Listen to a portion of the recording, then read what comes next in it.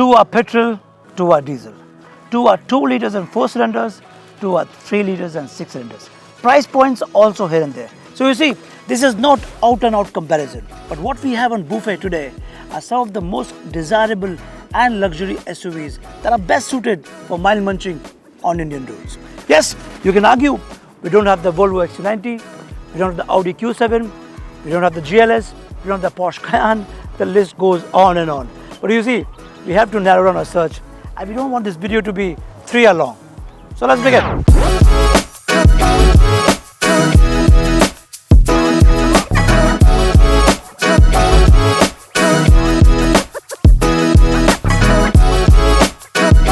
BMW X40i M Sport is a complete powerhouse. 335 brake horsepower, 450 Nm of torque, 3 liter 6 cylinder petrol engine. It might seem like a gas guzzler. In terms of performance, it's very quick, it's luxurious, and it has a great ground clearance, 214 mm to be precise. But the tire profile is thin, so it's good for mild off-roading. I would not suggest take it on the wilderness, what you can do with the Jeep Grand Cherokee. But this is very refined car. BMWs are known as driving machines. This one is no different. It's a typical Beamer with a very nice chunky steering, leather wrapped around it, all the creature comforts, crystalline gear knob which invites you to go on a manual, very agile, is perhaps the quickest among the 4 SUVs that we have. The suspension setup is very nicely tuned and it's best for mild soft roading. I would not advise you to take it to the wilderness as you take a Jeep Grand Cherokee for instance. But for city driving, for city SUV, this is one of the best that you can get from the BMW stable. In terms of price, in terms of position, in terms of all the things that you put together, it's a value for money, luxurious SUV from the stable of BMW. It in fact has a historical rivalry with the Mercedes GLE. Let's move on. Welcome to the lounge. This is the feeling that you get the moment you step into the cabin of Mercedes GLE. Yes, in terms of power, it is generously at 241 brake horsepower, but it's a very torquey car, 500 Nm of torque. Plus, the ground clearance is about 200 mm, which is not as big as a Grand Cherokee or X5, but we're not doing a comparison. This still qualifies it to be a luxurious SUV. It can go over most of the craters that come on your road. It's not a hardcore off-roader. It's a luxury, soft, mild off-roading. You can still take it to a place, but why you do that? When you have a Mercedes, you rather want to get pampered with all the plushness around it, and this is the exact feeling that you get. This is 2 liter 4 cylinder. This is one of the best sellers in the segment. This is a car that anyone can drive. Your father, your mom, your sister, anybody. It's so easy. It looks big, but this is very easy to move around. That's perhaps the biggest USP of the GLE. It's time to move to the next one. Welcome to the first floor driving. This is the Range Rover Sport with a massive ground clearance of 280 mm with the suspension completely jacked up.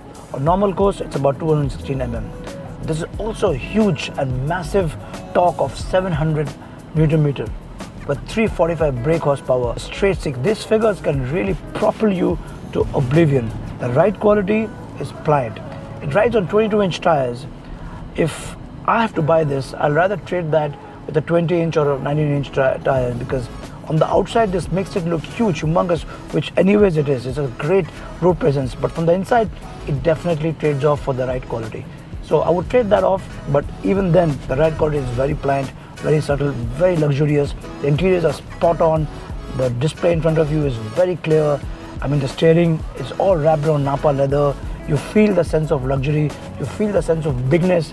You know that you're sitting behind a huge car. You feel like a mafia. You feel like you are somebody who has a lot of power. That's what the Range Rover is all about. Yes, it's also on the expensive side, but we are not doing a comparison. We have just picked up 4 great SUVs, but the price of this, 2 Jeep Grand Cherokees versus 1 Range Rover Sport, that's the price comparison.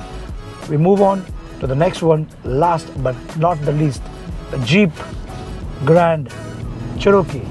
And this, ladies and gentlemen, is a Jeep Grand Cherokee. 2 liter 4 cylinder, 268 brake horsepower, 400 Nm of torque. These figures are very impressive, but what is also more impressive is the ground clearance, which is of 213 mm.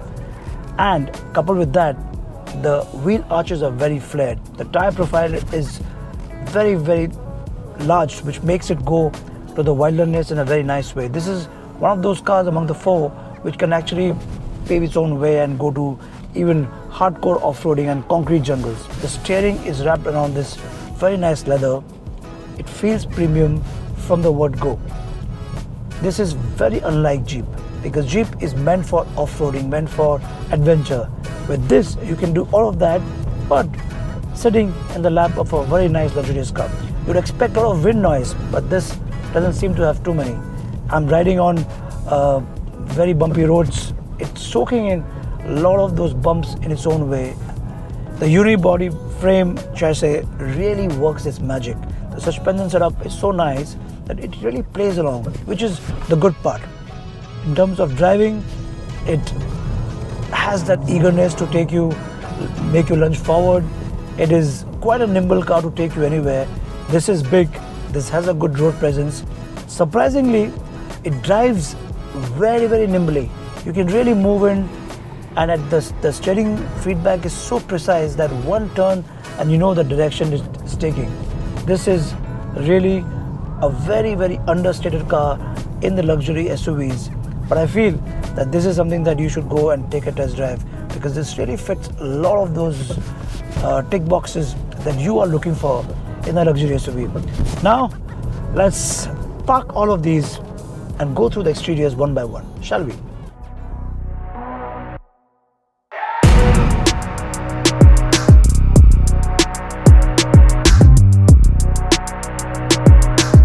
And we are in this beautiful location with a simple objective of looking at these gorgeous interiors of these cars. Now start with the Jeep Grand Cherokee. Look at the 7-slate grille, this iconic grille. It is so much on your face, you know, and these straight clear lines on the bonnet, and these tires, these wheel arches actually are very huge, very humongous. This line which connects from one end to the other, from A pillar to B pillar, all of this boasts of luxury, boasts of sturdiness, boasts of masculinity. It actually looks very imposing. You see, this is also chrome, so which looks very neat. Overall, in terms of proportion, this is quite a stance. You know, it's a very, very good looking car, and all of them are LEDs, by the way. These are all LEDs, which makes its presence felt. Now, look at the exteriors of the Range Rover, which is so iconic again. Range Rover Sport, ladies and gentlemen, it looks massive, humongous. Look at the size. Yes, it has a huge road presence with riding on 22-inch rim. Again, further accentuates the overall profile. These are bronze plated studs right here. It is actually gives it a very premium look here, and these LED headlights.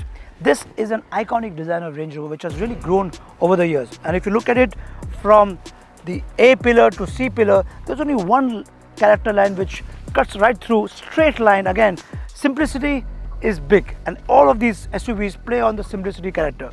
From the rear, it's rather unconventional, because the new Range Rover is a little boxy. It's not to everyone's taste, but I think this starts to grow on you. This also has a purpose, because now you have a bigger boot because of the boxy nature. It is, I think, a very, very imposing car, whichever angle you look at it.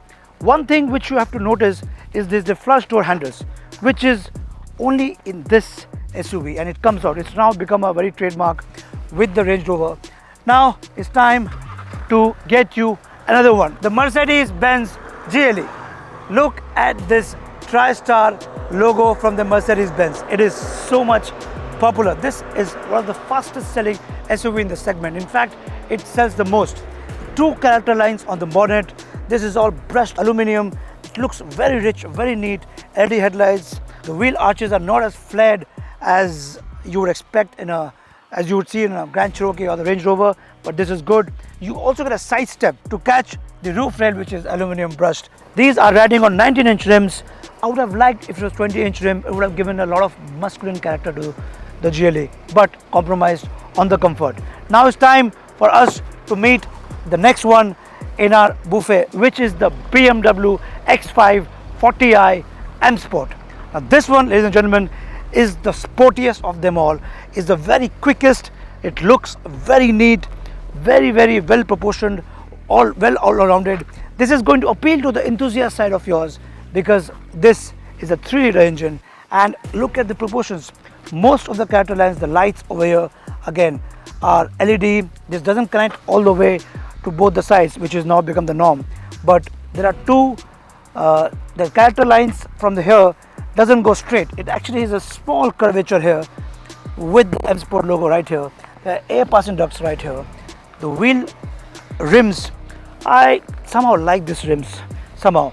Now this is where things get very interesting because this competes with the GLE head-on. It also gets two character lines on the bonnet. The kidney grille has become bigger and bigger in the BMW and looks this part. Would you believe that I'm sitting inside a Jeep? But when you add the Grand Cherokee, it changes. The interiors are so plush. The Cherokee has a segment first passenger side screen which has been placed at an angle and with a resolution which is not seen to the driver's eye. There's also a digital rear view mirror which relays all the action behind the car, and with a simple toggle you can switch from normal to camera feed view just like the Range Rover. There's also a heads-up display. Leather dash in front of you. All these cars have Apple CarPlay, Android Auto and all the creature comfort, safety. I'm not even going there because the list is endless. What I'm going to talk about is the sitting position, the seats which really hug you in a very nice way. It's kind of a very nice buckety cushion seats. How it is, there's also got memory seats right now here. It is adjustable from all sides, wireless charging and the likes. It also has an HDMI port right here. Just in case you've gone for a little bit of trekking, if you want to watch something, use the HDMI port, you can do that. Let's check the back seat. Enough legroom and enough headroom, seriously. This also gets a side window shades, which is good. The back seat can be adjusted manually. It's not electronic, but I don't think you require that. The central armrest is very practical, makes you sit up. The interiors are very practical. In fact, it's very dark interiors, which is good because if you're driving in city luxuriously or if you're going off-road, it won't pick up dust so easily. Let's move to the next one. There are two screens in front of you, 10-inch and 12.3-inch digital display, very crisp, very precise. The seats really hug you well. One more important thing is that this one, which can be adjusted to your driving height and it feels more comfortable. I mean, I can go on and on, but right now we have to go back. Alright, I would have liked if there was some more leg room. This is adjusted to my driving height. Headroom is perfect, but some leg room compromising the boot space would have been nice because you're spending more time here. Though it's good, but it could be definitely better. This is electronically adjusted seats, which goes back, but not too much. Then you have the central armrest, which is quite a premium one because you see, you can pull this, keep something here, maybe your wallet, phone, and then you have a coffee mug holder. So this is again a very luxurious cabin. There is no compromise, but for the money, some more legroom would have been ideal. It has sunshades too, which are manual. Yeah, that's it. Next one, BMW X5, top notch. Look at it, 12.3-inch digital screen, crystalline gear knob. Again, this is a wood trim, very premium. Little shiny right here or out here, brushed metal everywhere. There are all of these haptic touches which really connects to your emotion in a big way. This is all touch and feel. There's a very nice combination of touchscreen and haptic buttons, which again give that feeling. Steering is my favorite part. It can be easily adjusted by a knob.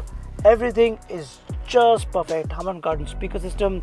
And now it's time to hop back seat. This is the leg room. Decent, not the best. Plenty of headroom. There's a C-type charging port right here, just in case you are confused. You can charge it right here. There is the central armrest, which again, you can keep your wallet here, the coffee mugs here, just like the Range Rover. And the interiors in this brown and suede combination with this color actually gives it the cabin much more lightness. I would doubt that if it was all black, how would it look? Maybe not the best, but still everything is very premium, very luxurious. There's nothing really to complain. Now let's meet another German counterpart. Welcome to the Mercedes lounge once again. This light beige color actually further accentuates the whole cabin experience. 12.3-inch display here, brushed metals. there are these nice buttons here, and there's one quirky thing here. There's a cursor keypad which you can keep moving here in case you are lazy not to go and touch this. So you have two touch screens, one here and one there. You can do with this also, but you have been given this. Again, the way you switch on the driving modes, it's haptic buttons here. Overall, really very nice and very neat. The cabin box is very big. The glove box is very nice. This is that wooden trim, and ambient color light even is visible in broad daylight right now, as you can see right now. Backseat. The lounge experience extends backward. Look at this, so much room here, so much of leg room, acres in fact. This also has a coffee mug holder right here, because the central armrest is got a lot of things happening. It's got one place to keep something, maybe a wallet, and these things are rubberized tray where you can just slide your mobile. You can also make your mobile stand here. This is nice, but the purpose is not really well defined. The headrests are very comfortable. The seat position is very comfortable. This also gets electronically adjusted sunblinds, which is very nice. This gives it that premiumness. Overall, the whole experience in the back seat is very precise. Our urban cities today are no less than a concrete jungle. And if you want to move around like a lion, then size does matter. These four have that size, that tech, that comfort, that safety, that ground clearance, that luxury, and most importantly, that aspirational factor. Yes, the price points are little here and there. Yes, it's not an out-and-out comparison, as I said before, but these four actually make the cut for most of your needs. All of them have a lot of capabilities. Some of them actually can go beyond, but that's not the point. The point is all four make the cut, and before you buy a luxury SUV, I would suggest that go and take a test drive of all these four. And of course, there are more in the market. Feel free to do that. But before you do that, drop in the comments what's going to be your pick. I'm going to see you on the next one.